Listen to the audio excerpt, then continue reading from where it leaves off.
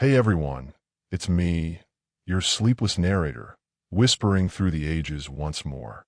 Tonight, as you settle into your blankets and dim the lights, we're drifting back to the dusty streets and shadowed temples of ancient civilizations. Picture the flickering oil lamps, the murmur of distant markets fading into night. We're not here for battles or empires tonight. No, let's ease into something more intimate, more human. The quiet lives of those who sold companionship in the cradle of history. Ancient prostitutes, or as they were known in their times, the porn, the meretresses, the kadishtu. How did they actually live? Who pulled the strings behind their days and nights? We'll wander through Mesopotamia, Egypt, Greece, and Rome. No rush, just a gentle unraveling of forgotten routines. Close your eyes if you like. Let the words carry you off. Because, naturally, in a world built on gods and gold, even intimacy had its overseers. Let's start where it all began, in the Fertile Crescent of Mesopotamia, around 2400 BCE or so. Sumerian cities like Uruk, with their ziggurats piercing the sky, temples dedicated to Inanna, the goddess of love and war. Inanna, or Ishtar as the Akkadians called her later, fickle, powerful, demanding fertility from the land and its people. And here, in her shadow, we find the earliest whispers of what some call sacred prostitution. Not the street corner variety, mind you, but something woven into the rituals. Temple priestesses, known as kadishtu or naditu, holy women who, according to old texts, might have offered their bodies as part of divine worship. Herodotus, that chatty Greek historian from the 5th century BCE, claimed every Babylonian woman had to sit in the temple once in her life, waiting for a stranger to toss a coin into her lap and invoke the goddess. She'd follow him outside, fulfill the rite, and go home, her duty done. The ugly ones, he snidely noted, might wait years. Charming, isn't it? But scholars argue now, whisper it softly, that Herodotus might have been exaggerating, painting the East as exotic and decadent for his Greek audience. Still, the temples did employ women for services, releasing fertile energy, they said, ensuring crops grew tall and herds multiplied. Because, of course, the gods needed that sort of thing. Who controlled them? The priests, naturally. Temples were economic powerhouses in Mesopotamia, owning land, collecting tithes, running what amounted to ancient corporations. The high priestess, the Intu, oversaw it all, including any ritual unions. Imagine a young woman, perhaps dedicated by her family or captured in war, living in the temple precincts. Her day might start with dawn prayers, anointing statues of Inanna with oils, chanting hymns that blurred the line between devotion and desire. Then, the visitors, merchants flush with silver from trade routes, farmers seeking blessings for their fields. A coin offered, a curtain drawn in a side chamber. It wasn't always glamorous. Texts hint at hierarchies. Some women were elite, like the Naditu who inherited property and lived cloistered lives, perhaps only symbolically married to the god. Others were lower, the harem too, streetwalkers or tavern girls, not sacred but still under the temple's vague umbrella if they donated earnings. Control came from above. The king, who styled himself as Inanna's lover in yearly sacred marriage rites, reenacting a divine wedding with a priestess. Petty, isn't it? A ruler playing God in bed to legitimize his throne. And the women, they navigated it, some gaining status, others trapped in the cycle. No drama, just the steady hum of obligation. As the sun climbed higher, these women might weave textiles for the temple, practical work amid the sacred. Lunch could be barley bread, dates, beer from the temple breweries. Afternoons, more rituals, perhaps dancing and festivals where sexuality was celebrated, not shamed. Evenings brought the bulk of work, under lamplight in alcoves. Protection? Rudimentary. Herbs like silphium for contraception, though risky. Diseases spread, lives shortened. But the temple provided shelter, food, a place in the cosmos. Who really controlled it? The goddess, they claimed, but let's be sardonic. It was the priests counting coins, ensuring the divine economy thrived. Inanna's fertile energy? A nice metaphor for turning bodies into revenue. Drift with me now to Egypt, where the Nile's rhythms shaped everything, including this trade. Ancient Egypt, from the Old Kingdom around 2600 BCE onward, doesn't shout about prostitution like Mesopotamia. Their texts are coy, more focused on eternity than earthly indulgences. But peek into the Turin erotic papyrus from the Ramesside period around 1200 BCE, a satirical scroll showing acrobatic couplings in what looks like a brothel or party. Prostitutes here blended with entertainers, dancers, musicians at banquets, their harps and flutes leading to more private tunes. Called beautiful ones, or hinted at a medical papyri prescribing remedies for women who lie with men for pay. No sacred prostitution on Mesopotamia's scale, but fertility rites tied to Hathor, goddess of love and music, might have involved sexual offerings in temples. A woman at Deir el-Medina, a workers' village, left records of trading sex for goods. Practical, no romance. Daily life. Imagine a woman in Thebes, perhaps a widow or foreigner, living in a mud brick house near the taverns. Mornings, grinding grain, brewing beer, applying coal and henna to attract clients. Afternoons in the marketplace, flirting with sailors from Crete or Nubia. Evenings, the real work, in back rooms or boats on the Nile. Prices? A debon of copper for session. Maybe. Control was looser here. No state brothels like in Greece later. Pimps existed, called overseers of pleasures in some texts, but many women operated independently, bartering directly. The pharaoh's officials taxed trades, so perhaps a cut went to the crown. Temples influenced too. Priestesses of Batet or Hathor might have doubled as sacred companions during festivals. Ironic, isn't it? A civilization obsessed with order and afterlife, yet tolerating this fluidity. Diseases? The Eber's papyrus mentions vaginal douches of honey and natron. Children born? Often raised as part of the trade. No horror stories tonight, just the quiet resilience of survival. Let's float southward. No, wait. Eastward again. Time blurs in these tales. Ancient Greece, where philosophy met the profane. By the Archaic period, around 600 BCE, Solon and Athens had legalized and taxed prostitution, building state brothels with the prophets. To protect respectable women, he said, providing outlets for men's urges. Practical fellow. Two tiers. The poor, lower-class women in porniae, brothels, often slaves bought for the purpose.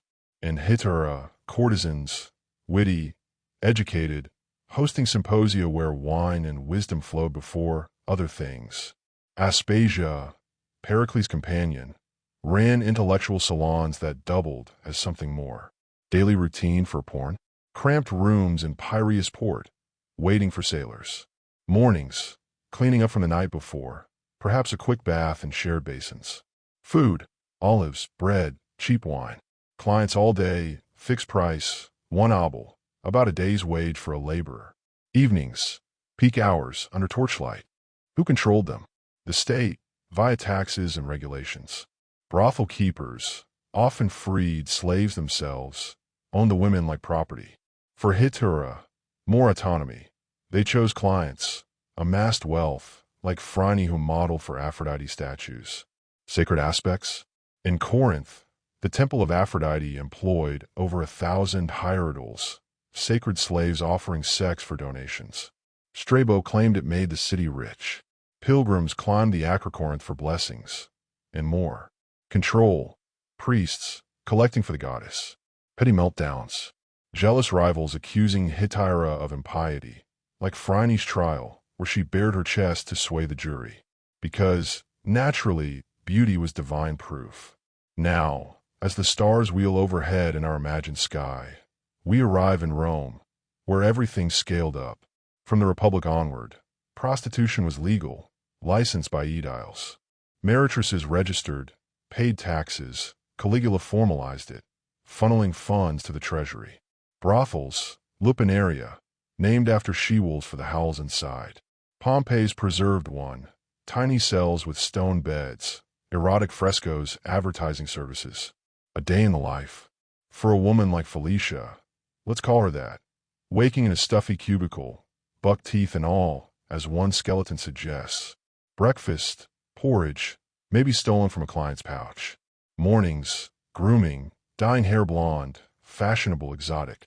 Afternoons, standing at doorways in togas. Yes, prostitutes wore men's togas, marking them out.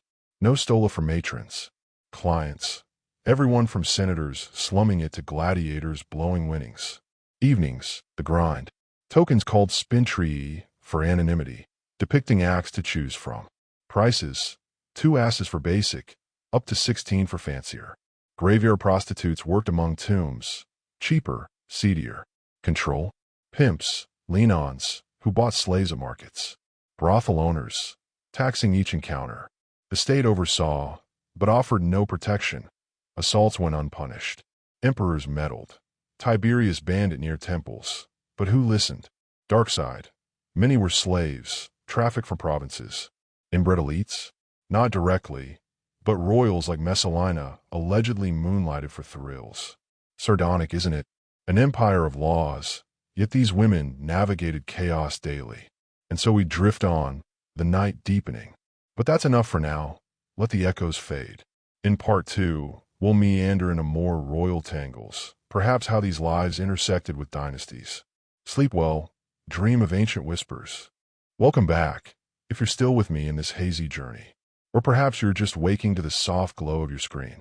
Either way, let's continue our gentle wander through the lives of ancient prostitutes, picking up where the Nile meets the Tiber, so to speak. No abrupt turns, just a seamless float into the nuances, the ironies that history hides in plain sight. Remember, these weren't just footnotes. They were people, caught in webs of control that spanned gods and gold. Tonight, we'll linger on the sacred versus the profane, the temple alcoves versus the tavern backrooms, with a nod to those who pulled the puppet strings. Breathe deep. Let the words lull you. Back to Mesopotamia for a moment, because those temple rites deserve a closer, calmer look. The sacred marriage, hieros gamos, as the Greeks would later term similar things. Once a year, the king climbed the ziggurat steps to wed Inanna through a priestess. Symbolic? Perhaps, but texts from UR describe it vividly. Incense, hymns, a bed prepared in the Jagunu chamber. The priestess, embodying the goddess, ensured the land's fertility. Was this prostitution? Scholars bicker softly. Some say yes, a ritual exchange. Others, no, just divine theater. But lower down, the Kadishta women handled daily devotions. A cuneiform tablet from Sapar lists donations. Silver for the holy woman service. Her day, rising with the temple bells, purifying in ritual baths, then attending to pilgrims. Not all encounters were sexual. Some were counsel, blessings. But when they were, a quiet transaction, coin to temple coffers. Control rested with the end priest, managing the goddess's household. Petty? Absolutely. The king using divinity to bed a stand-in, while the women bore the sacred burden. And if a child resulted, raised in the temple, perhaps as future clergy. No scandals, just the steady cycle of belief and economy. Drifting to Egypt again, where the lines blur even more. Hathor's festivals at Dendera, music, dance, intoxication. Priestesses called servants of the goddess shook sistrums, their hips swaying in linen sheaths. Some papyri hint at pleasure houses attached to temples, where visitors sought divine union. The Westcar Papyrus tells of Pharaoh summoning boat women who row naked. Entertainers, yes, but the implication lingers. A woman's life here, perhaps starting as a temple dancer, trained young in acrobatics and allure. Mornings, rehearsals, anointing with myrrh. Afternoons, performing at feasts for nobles, where a glance led to private chambers. Evenings, the Nile's banks, under palms, with merchants or priests. Contraception, crocodile dung pessaries, as the Can Papyrus suggests. Unpleasant, but effective-ish. Control, temple overseers took a cut, but many women freelanced, especially in ports like Naucratis. The pharaoh's viziers regulated vice loosely, taxing beer houses where much occurred. Ironic contrast, a society mummifying for eternity, yet embracing fleeting pleasures. Dark, slave girls from Nubia, forced into it, their lives shortened by the trade. Now, Greece in fuller detail. the porn's grind versus the hetera's grace. In Athens, Solon's brothels dotted the Kerameikos district. Potter's Quarter turned red light zone. A porn's day, confined to the pornion, a warren of cells. Wake to the keeper's bark, shared gruel for breakfast. Clients from dawn, hoplites post-drill, philosophers mid-debate. Fixed rates kept it democratic. Solon's gift to the masses. Afternoons, mending tunics, gossiping with sisters in trade. Evenings, lamplight tricks, wine to numb. Diseases, mercury treatments, crude and toxic. Children, often exposed or sold. Control, the pornoboscos, brothel boss, often a medic foreigner, profiting off slaves. State ediles inspected, ensuring no citizen daughters slipped in. Protect the bloodlines, you see. Hitera though the elite. Neaira, bought young by a madam, rose to fame hosting symposia. Her routine, mornings studying poetry, flute playing. Afternoons, shopping in the agora, veiled but alluring. Evenings, reclining with statesmen, trading wit for gifts. Aspasia debated Socrates.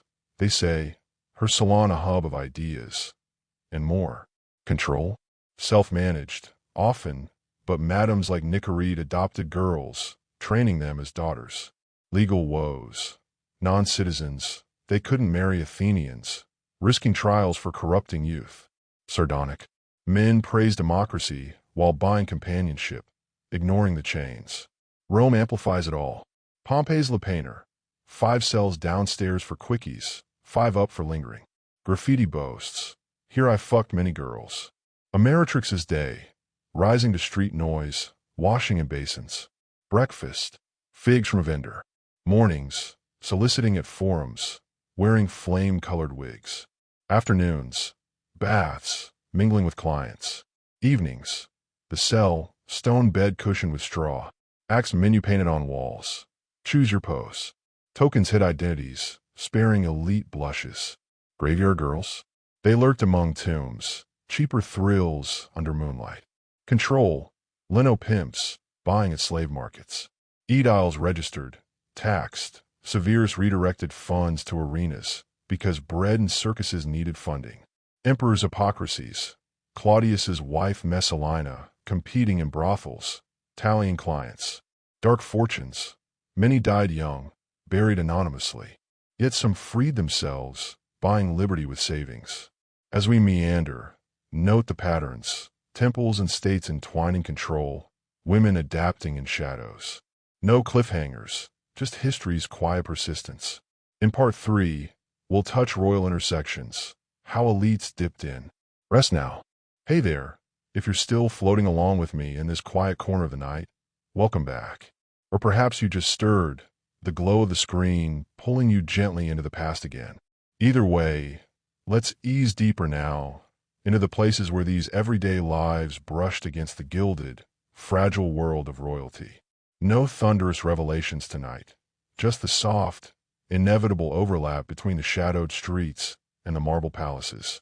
Because, of course, the people who spent their lives obsessing over bloodlines were often the same ones quietly borrowing vitality from those outside them. We'll drift through Mesopotamia, Egypt, Greece, and Rome once more, lingering on the ironic little intersections. Dim the lights a touch more if you haven't already. Let the words settle like dust on an old tapestry. Let's start back in Mesopotamia, where the kings liked to style themselves as chosen lovers of the gods. The sacred marriage rite wasn't just pageantry. It was political theater with a bedroom scene. A ruler like Shusin of Uar, around 2000 BCE, left us love poems addressed to a priestess acting as Inanna. He calls her his honey sweet one, promises her orchards and fields. Charming, on clay. But the priestess herself. She might have been selected from the temple's ranks of Kadishta women, trained, prepared, and then elevated for one night of ritual union atop the ziggurat. Her ordinary days blended into this moment. Prayers, offerings, perhaps previous encounters with lesser pilgrims.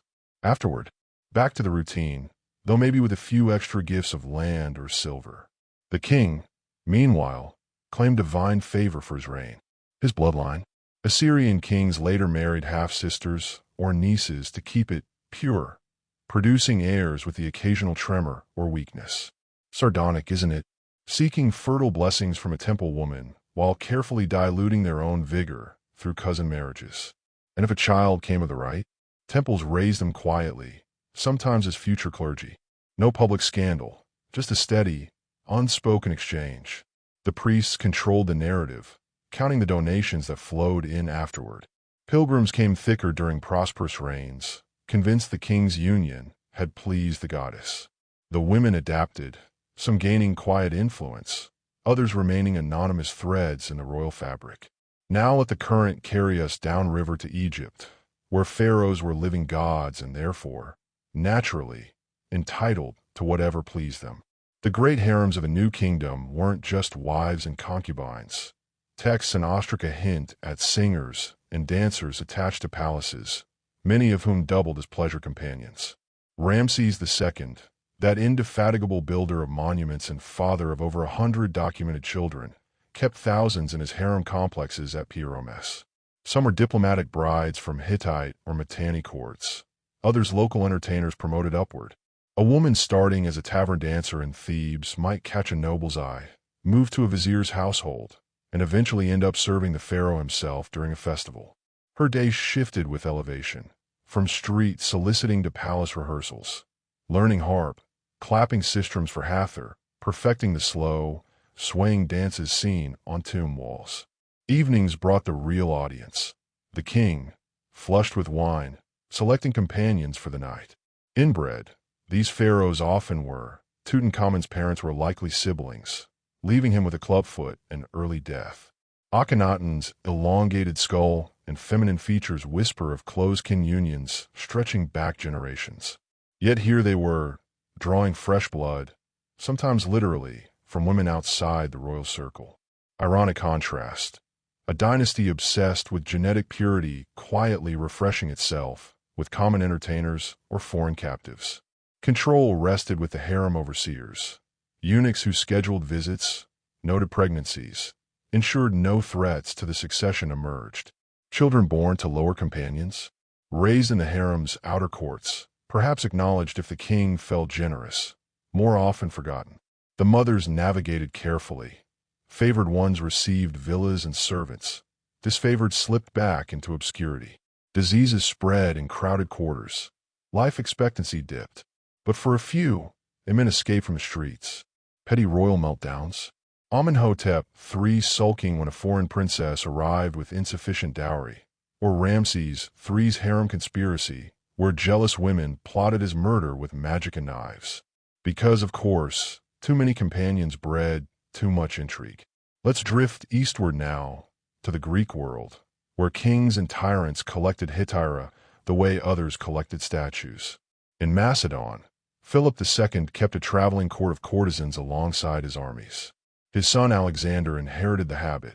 Camp followers included Thais, the Athenian hetaira credited with urging the burning of Persepolis in a wine-soaked moment. A hetaira attached to royalty lived differently. Mornings riding in the baggage train, afternoons debating philosophy with generals, evenings reclining at the king's table before retiring to his tent. Control was looser. She could refuse lesser men, accumulate jewelry and land. But the king's favor was everything. When Alexander died young, his generals squabbled over succession, and the hetaira scattered or attached themselves to new patrons. Then came the Ptolemies in Egypt, blending Greek and pharaonic traditions into something gloriously tangled. Ptolemy too married his sister Arsinoe II. Full sibling union. Because why not emulate the gods? Their descendants kept it up. Cleopatra VII was product of generations of uncle-niece and sibling marriages, leading to fragile health in the line. Yet Ptolemaic courts overflowed with Greek-style hetaira and Egyptian dancers. Festivals of Dionysus and Isis blurred into orgiastic celebrations where sacred and profane mixed again. A woman might serve in Alexandria's great temple of Serapis one day, entertain a Ptolemaic prince the next. Royal children, weakened by inbreeding, sometimes died young. The dynasty quietly incorporated outsiders to keep the throne occupied. Sardonic little twist.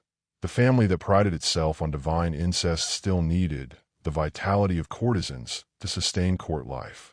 Rome, ever the magnifier, turned these echoes into full-volume scandals.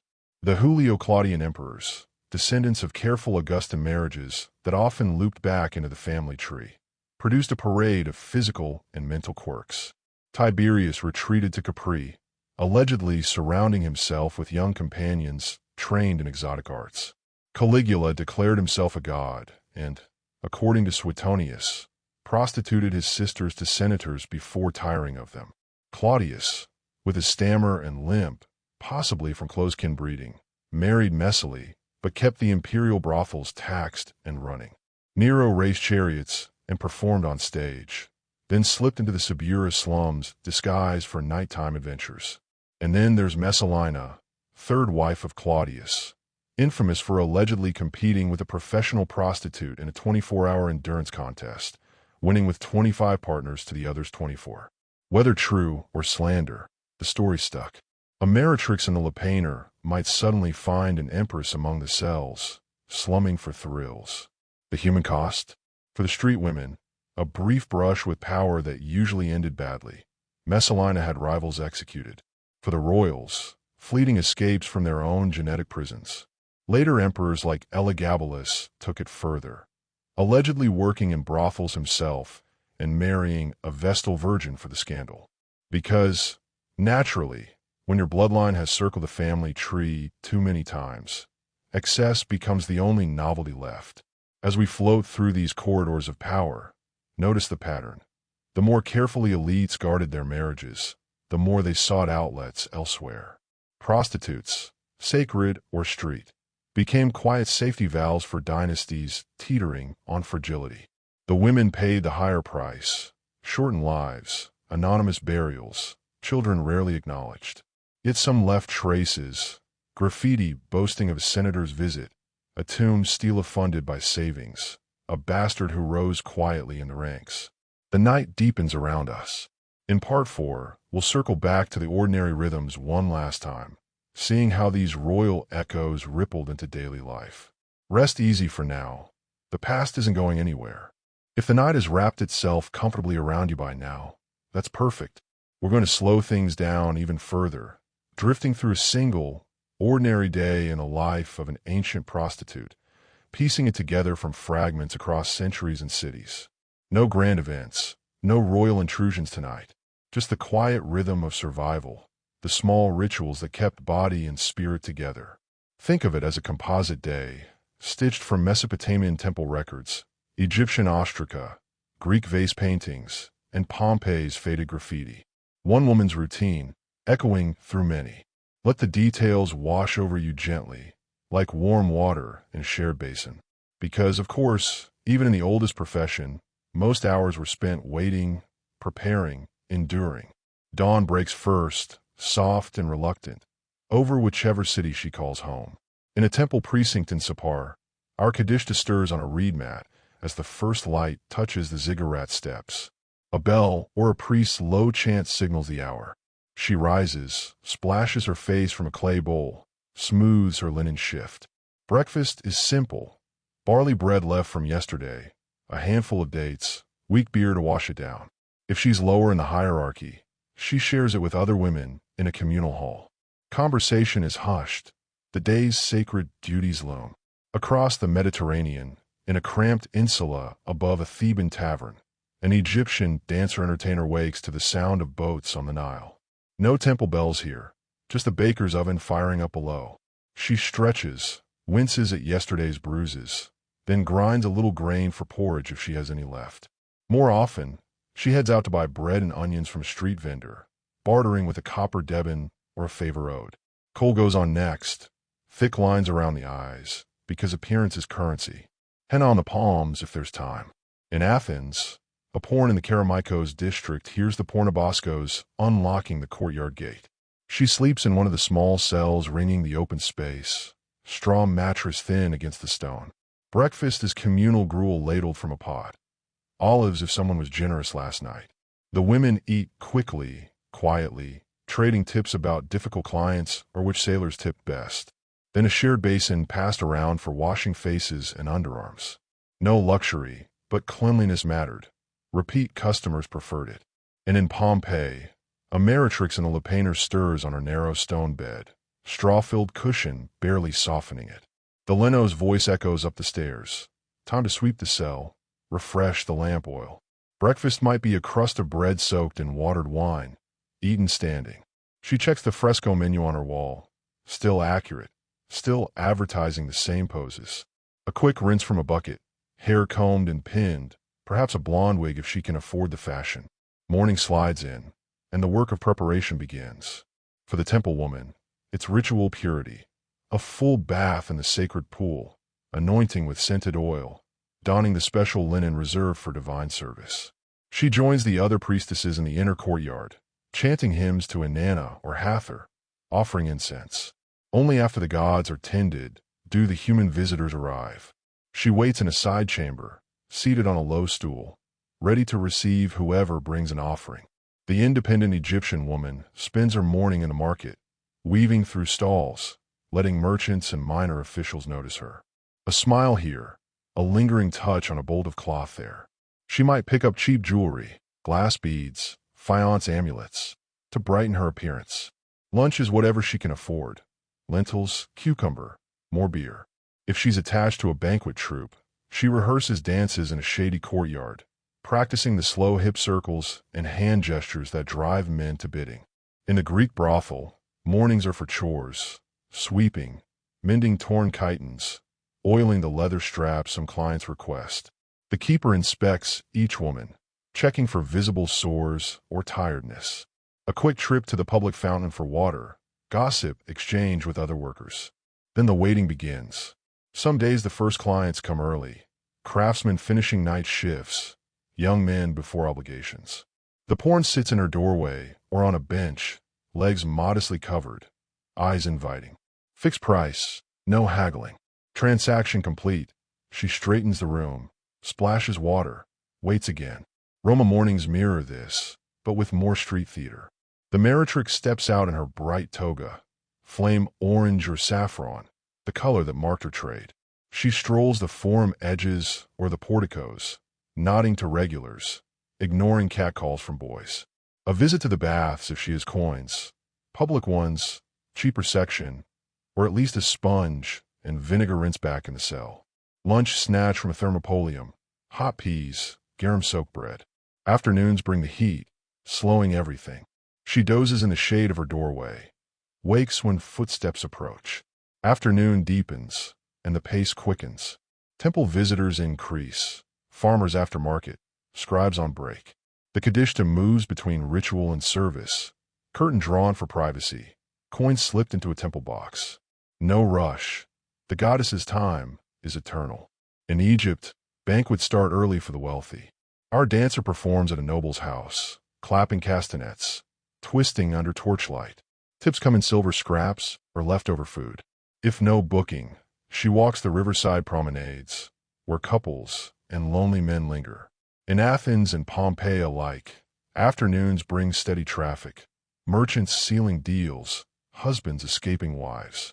Cells fill and empty in rhythm. Between clients, the women rest, share wine, apply soothing ointments. Contraception attempts, will soaked in olive oil and honey, or a quick douche of vinegar water. Risky, imperfect. Children, if conceived, often left at temple steps or quietly exposed. No drama, just practical choices.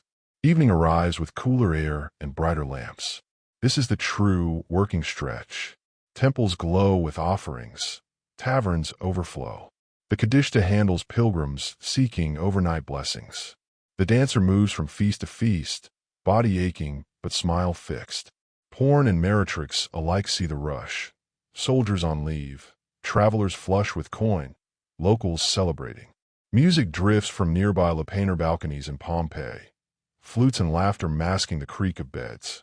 Tokens clink, graffiti scratched fresh. Fortunata gives good head for 2 asses. Crude but honest. Night eventually quiets. The temple woman returns to her mat. Offerings tally by priests. The street woman counts her earnings. Enough for tomorrow's bread, perhaps a small luxury. She eats whatever is left, washes again, lies down listening to city sounds fading. Sleep comes in snatches. Dawn will return soon. And threaded through every hour, the quiet presence of control. Priests counting temple silver, pimps taking their cut, state officials noting taxes, husbands and fathers elsewhere pretending none of this exists. The women adapt, endure, occasionally find small joys, a kind word, a decent meal, a moment of laughter with another in the same trade. The day circles back to dawn, endless and ordinary. Sardonic little truth. Empires rose and fell on the taxes these routines generated, yet the women themselves rarely appear in the grand histories. Let that rhythm settle over you now, slow and steady. In Part 5, we'll trace how these fragile, inbred royal lines kept reaching into these ordinary lives for sparks of vitality. No hurry. The night is long, and the past is patient. If you're still drifting along in this quiet nocturnal wander, that's just right. We've lingered on the daily rhythms, the small acts of preparation and endurance. Now, let's ease into the sharper ironies, the way those fragile, carefully guarded royal bloodlines so often reached outward for a spark of something fresher, something less tangled. Because, naturally, when generations of cousin marriages left heirs pale and trembling, the elites didn't always stay within their marble walls. They borrowed pleasures, and sometimes vitality, from the very women whose lives we've been tracing. No grand scandals tonight, just the understated contrasts, the quiet transactions that kept dynasties limping along. Settle deeper. The past unfolds slowly. Back in Mesopotamia, the pattern starts early. Kings like those of the third dynasty of Ur married within the family to preserve divine descent. Sisters, nieces, because the blood of gods mustn't dilute. Yet the sacred marriage rite pulled in temple women, Kadishtu who weren't royal at all. A priestess, perhaps from a merchant family or even a war captive, embodied Inanna for the night. The king gained legitimacy, the land fertility. But practically, fresh genes entered the equation, even if symbolically. Children from such unions, rarely claimed, but raised in the temple shadows. Meanwhile, royal heirs showed the toll. Texts hint at weak kings, short reigns. Sardonic, isn't it? A throne built on purity, quietly refreshed from the temple alcoves. And contraception played its part here, subtly. Temple women couldn't afford constant pregnancies. The rites demanded availability. Herbs like dates soaked in beer, or early pessaries of gum and honey. Crude barriers to keep the cycle unbroken. Priests oversaw, ensuring the goddess's servants stayed fertile for the land, not burdened by babes. The king borrowed pleasure without lasting consequence, or so they hoped. Drift down the Nile to Egypt, where pharaohs styled themselves gods but married sisters to mirror Osiris and Isis. Tutankhamun's twisted spine, Akhenaten's odd proportions, generations of sibling unions taking their quiet revenge. Yet harems swelled with outsiders. Nubian dancers, Libyan singers, common entertainers elevated for a season. Ramses II sired dozens with minor wives, women far from the royal line. Why? Vitality, perhaps. Stronger sons to outlive the frail ones. A dancer from the taverns might spend mornings rehearsing, afternoons performing, evenings in the palace. Contraception? Essential. The Kahan papyrus whispers recipes. Acacia tips fermented with honey, formed into pessaries. Acacia gum turns lactic acid into a spermicide. Modern tests confirm it. Or crocodile dung mixed with sour milk, alkaline enough to immobilize sperm, pasted and inserted. Unpleasant, yes, but effective-ish. Honey and natron douches after. Extended breastfeeding for years suppressed ovulation. These women navigated risks daily. A pregnancy meant pause, loss of favor. Royals borrowed their resilience, their untainted blood, while guarding their own lines jealously. Greece sharpens the contrast. Macedonian kings like Philip II collected hetera, educated courtesans from outside the clan. Alexander's mother Olympias was foreign enough, but camps teemed with companions. The Ptolemies took it further, sibling marriages galore, producing queens like Cleopatra, clever but from a weakening stock. Yet courts buzzed with Greek dancers, Egyptian priestesses. Festivals blurred lines, sacred rites involving union for fertility, but controlled. Contraception here, sophisticated for the time. Silphium, that famous Cyrenaican fennel, harvested to extinction. A pea-sized dose monthly, or juice on wool as a pessary. Cyrenus later cautioned against it. Upset stomach, headaches, but praised alternatives. Olive oil to slow sperm, cedar resin, pomegranate rind. Queen Anne's lay seeds, pennyroyal brews. Hittira knew these intimately. Pregnancy ended careers. Royals dipped in discreetly, borrowing vigor without commitment. Petty meltdowns ensued, jealous queens accusing rivals, but the dynasty endured, barely. Rome, ever extravagant, amplifies everything. Julio Claudian's looped marriages tightly. Augustus's careful pairings produced Tiberius with his retreats, Caligula's madness, Nero's excesses. Physical quirks abounded, stammers, limps, inferred from close breeding. Yet emperors slummed in brothels, or brought meretrices to palace. Messalina's alleged contests, Tiberius's capri indulgences, borrowing thrills from the robust lower classes. Contraception scaled up. Cyrenus's gynecology lists dozens. Wool plugs soaked in vinegar or oil as barriers. Lead ointments, toxic, causing infertility through poisoning. Rue, myrrh, artemisia drinks. Withdrawal, rhythm if they track cycles.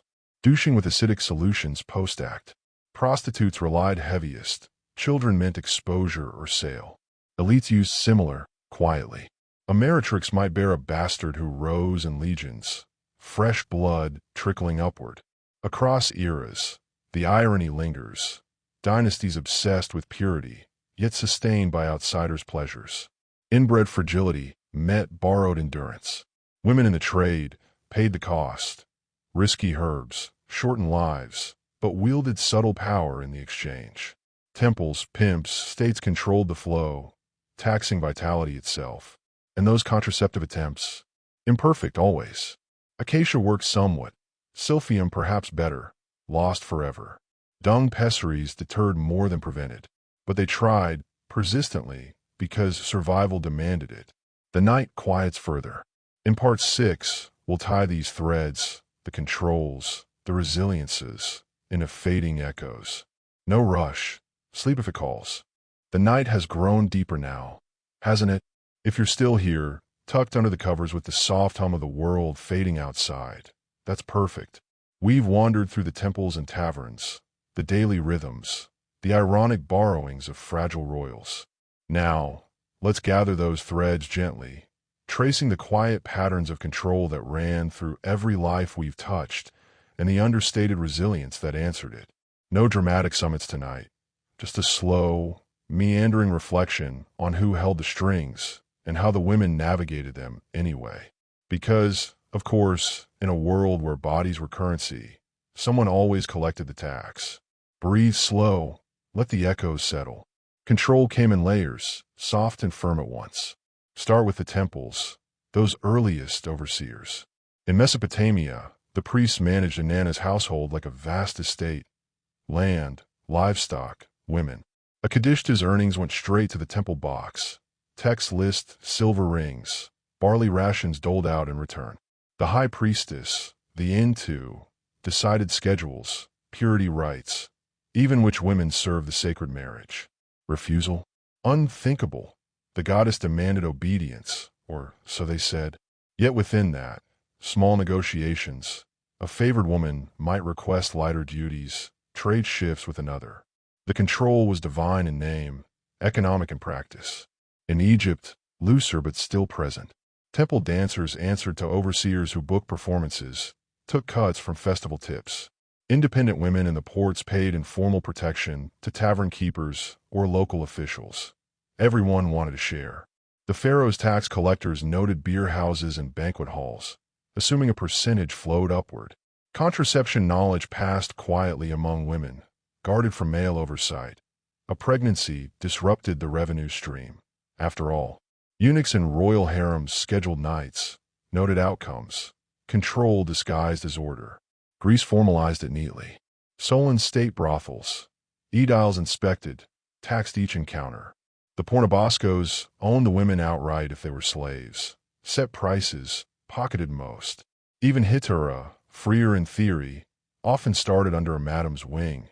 Nicorete, adopting girls, training them, claiming a lifelong cut. Sacred hierodules in Corinth. The temple collected donations. Priest tallied.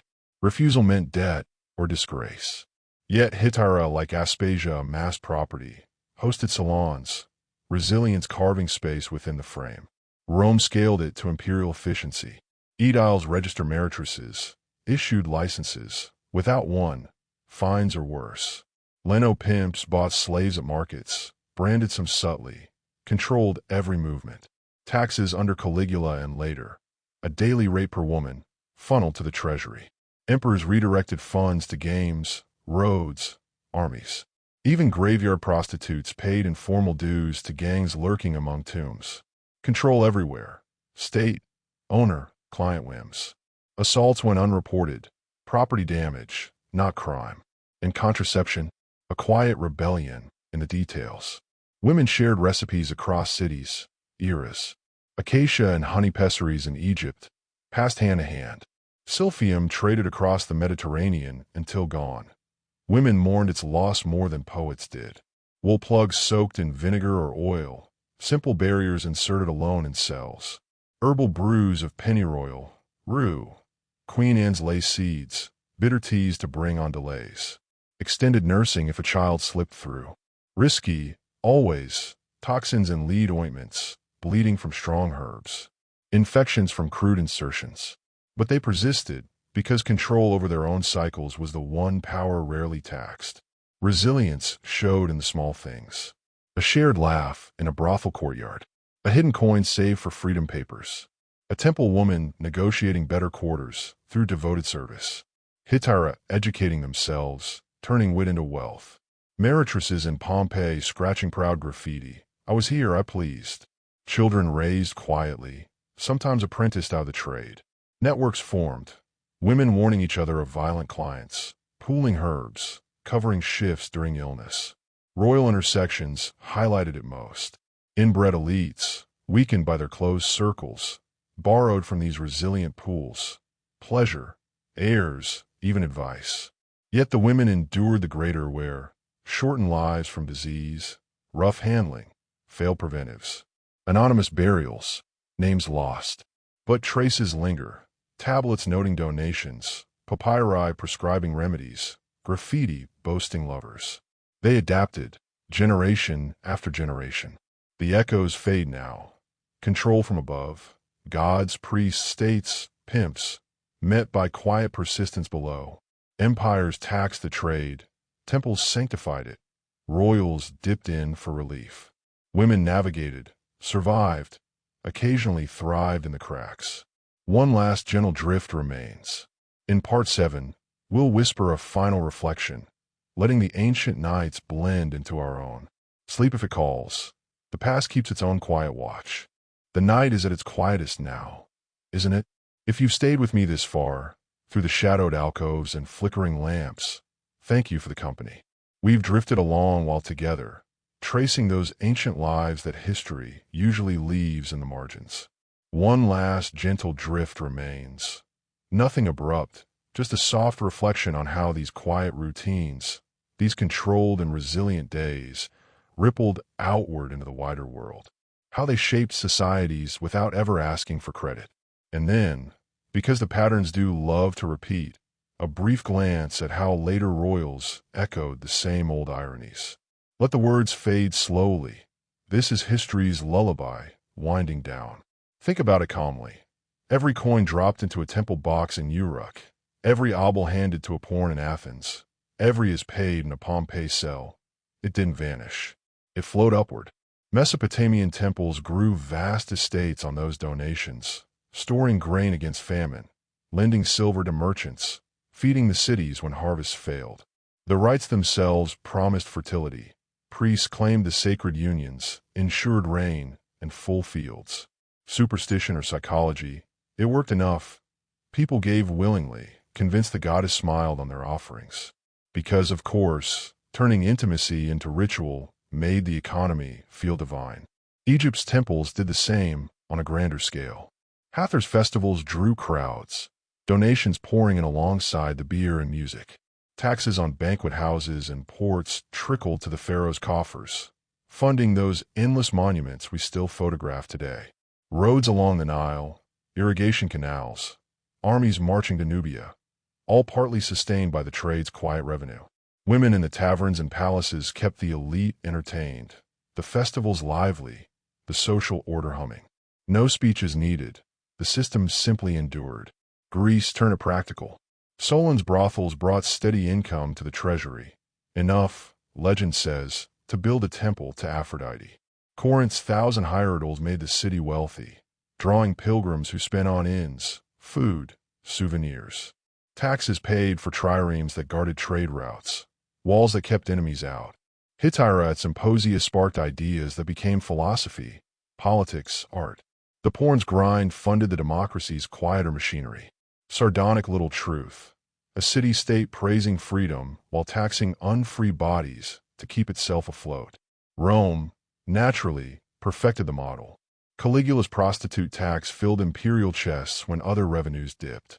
Later emperors kept it, redirecting funds to aqueducts carrying fresh water, roads spanning provinces, arenas distracting the masses. The Lupernaria dotted every town. The state took its cut without fuss. Meretrices registered, paid up, kept commerce flowing. Armies on the frontiers spent wages in camp brothels, morale maintained. Because, of course, an empire that conquered half the known world still needed the oldest trade to oil its wheels. And the sacred side lingered longer than we think. Even as Christianity spread, old patterns echoed, pilgrimages replacing temple visits, donations still flowing. Societies built themselves, layer by layer, on these unacknowledged foundations. Harvests celebrated, roads paved, cities fed. The women themselves rarely saw the grandeur. Their lives stayed small, cyclical, but the ripples reached everywhere. Now, one last quiet irony before we close.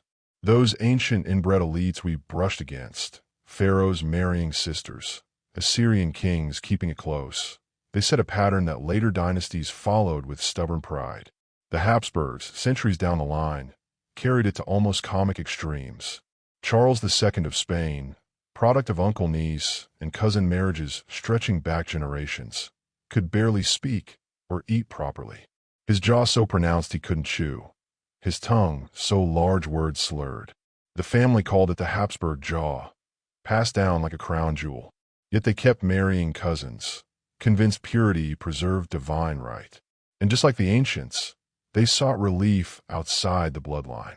Courts buzzed with mistresses, actresses, dancers, women far from the royal tangle. Children born to them quietly strengthened the succession when legitimate heirs faltered. Pettiness abounded. Portraits painted to minimize the jaw. Marriages arranged to fix the defects, yet somehow making them worse. The dynasty limped along until Charles II died childless, ending the Spanish line in 1700. Because, naturally, when blood runs too thick, even empires pay the price. The echoes are faint now, but there, from ziggurat steps to Versailles corridors, the same fragile thrones borrowing resilience from lives they barely acknowledged. History repeats its quiet melodies. And with that, our long night together draws to its close. The lamps have burned low. The city slept through countless dawns. Whatever ancient street or temple chamber you've imagined, let it fade gently. The past keeps its secrets, but tonight we've borrowed a few. Sleep well, if sleep is calling. Dream of distant rivers and soft lamplight. This sleepless historian will be here when you need another drift through time. Good night.